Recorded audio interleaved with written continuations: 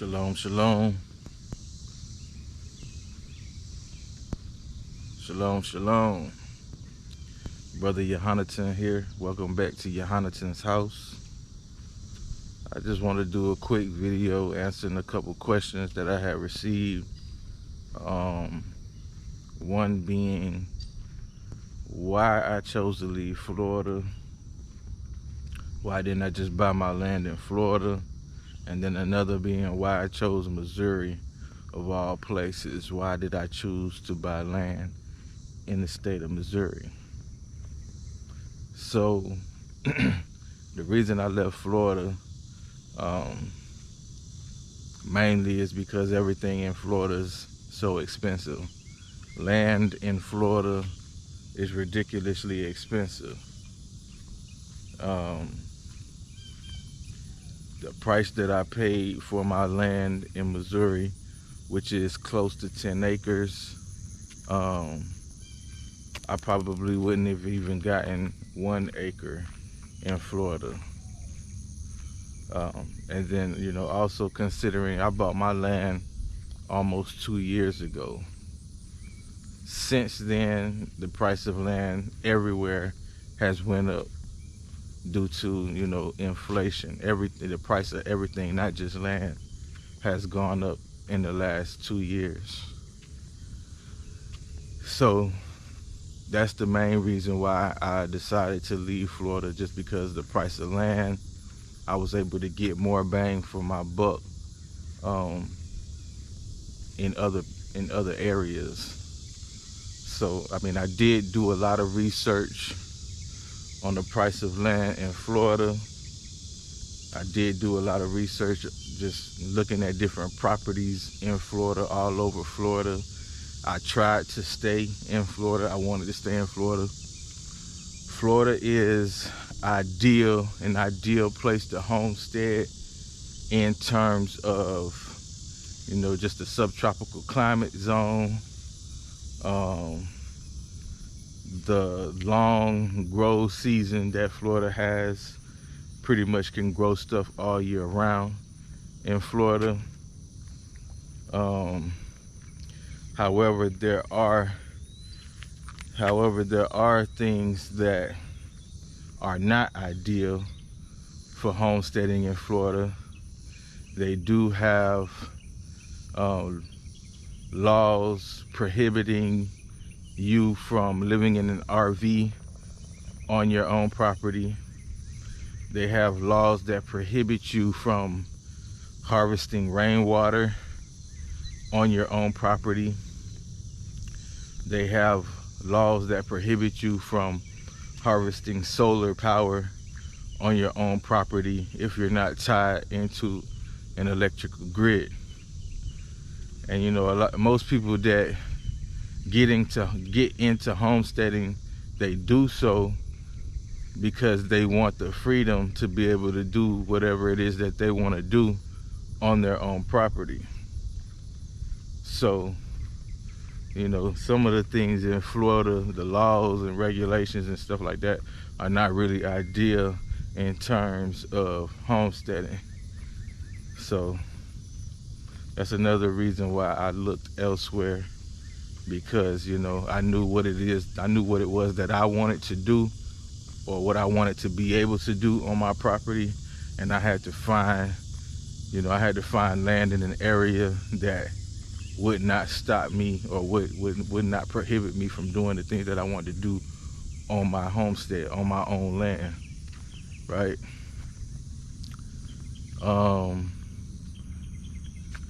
What made me choose Missouri, was just that, the freedom, the luxury, the freedoms that I would have to be able to do these things on my own property. And also, it was affordable. The land was affordable to me.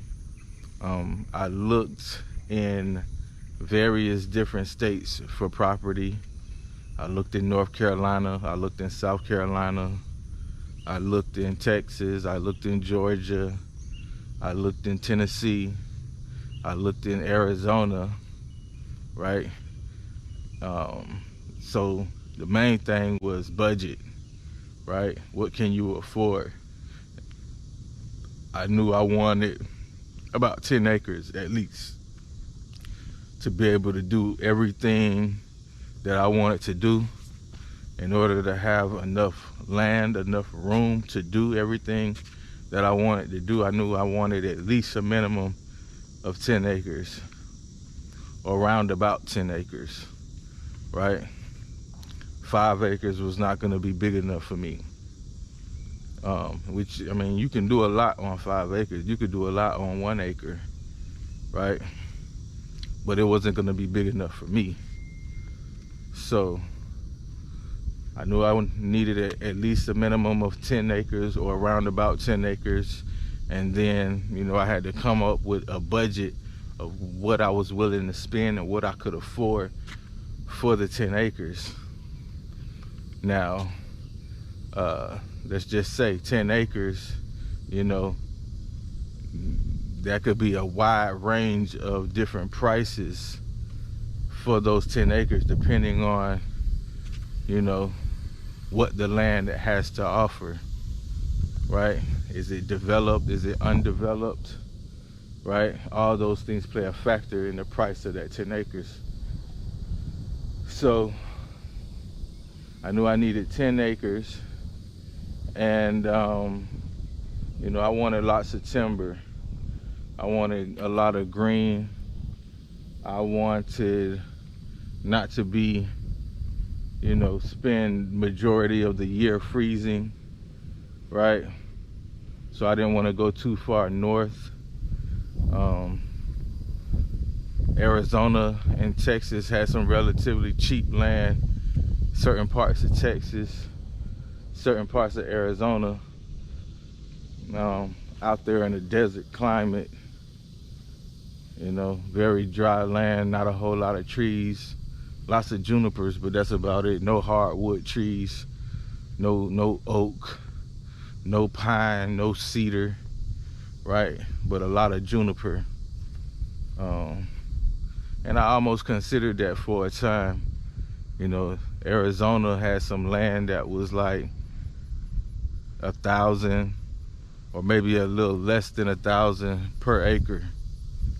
And I was captivated by those prices when I first started looking for land.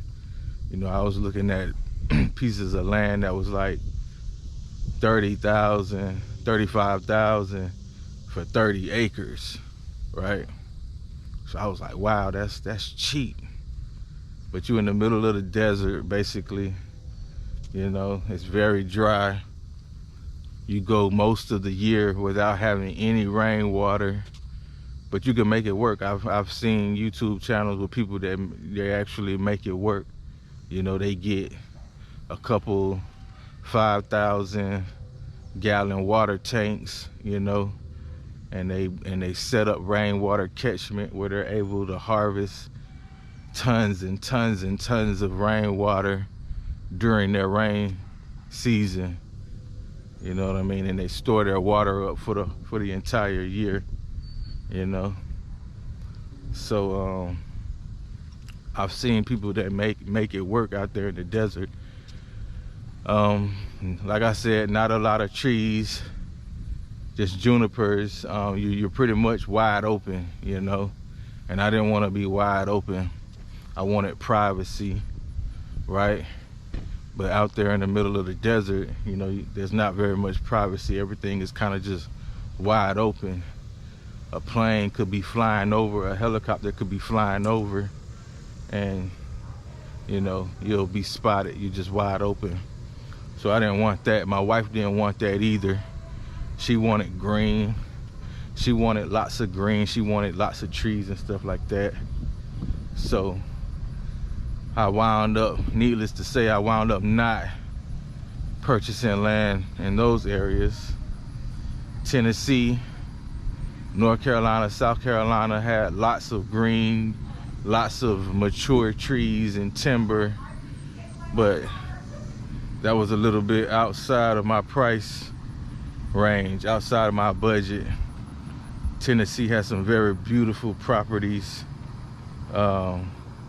North Carolina has some beautiful properties with rivers running through them, stuff like that, really cool stuff like that. But again, you know, that was a little bit outside my budget. You know what I mean? I couldn't afford $50,000, $60,000, $70,000, $80,000 for a 10-acre property, right?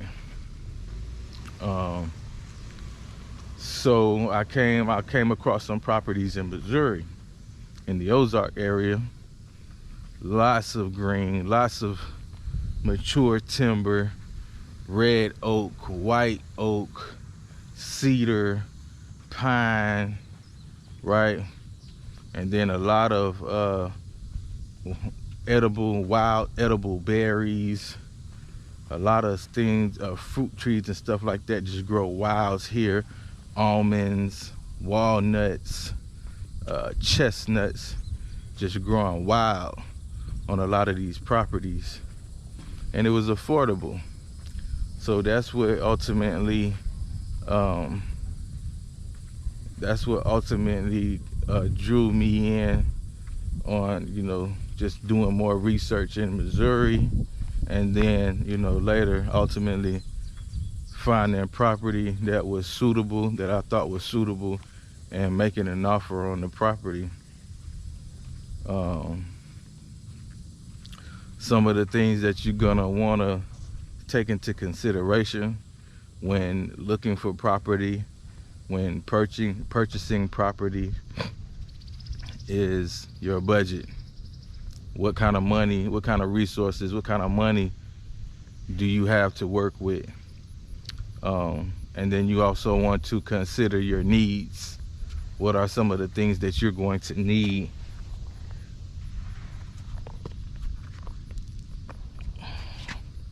What are some of the things that you're going to need on your property? Do you need electricity? Do you need running water on your property? Do you need sewage? You know what I mean? Do you need electricity? Do you need city electricity running to your property? Or do you plan on going the solar route? Do you need a septic tank for sewage? Or do you plan on, you know, just having an outhouse, maybe composting, you know, your waste and using it to do human manure or something like that? Do you need running water? Do you need well water, running water, city water? Or are you going to build a well? Or are you going to harvest rainwater? You know what I mean? You got to think about your needs, and then that's how you can, you know, then you can decide. You can better narrow your search, filter your searches through these properties. You know what I mean? After you determine what your needs are going to be for your land. Also think about what your plans are for the land. You know, what do you plan to do on your land? What type of homestead are you planning to build? Are you going to be gardening? Are you going to plant fruit tree orchards? Are you going to be raising animals? What type of animals are you going to be raising? Do you want horses? Do you want cows, sheep, goats, chickens, right? Because they say, you know, for cows, in order to raise cattle, they say it's like you need an acre per cow. You know what I mean? They say if you're going to be raising goats, then you can fit about 5 goats per acre. And this is just in terms of them, you know, grazing, having enough food or land to, you know, grow the grass in order for them to eat, right? And so that they don't overgraze, you know what I mean? They say about 5 goats per acre or 1 cow per acre, right? So you got to think about that type of stuff when you're considering a property. What is it that you plan to do with this property, right? What are you planning to do on your homestead? What are your needs? And then what can you afford, right?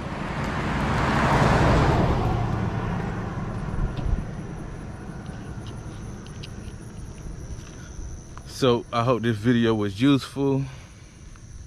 If y'all have any more questions, please feel free to leave them in the comments, or you can email me. My email is in the detail page on this channel, or it's Yehonatan Yisrael at gmail.com. That's Yehonatan Yisrael at gmail.com. YEHONATAN YISRAEL at gmail.com. And I will definitely get back to you at my earliest availability. I pray you all have a blessed day. Most High bless you. Barakatah. Barakatah Yahweh. Barakatah Yahweh Shai. Barakatah Ruach HaKodesh. Shalom, shalom. Till the next time. Shalom.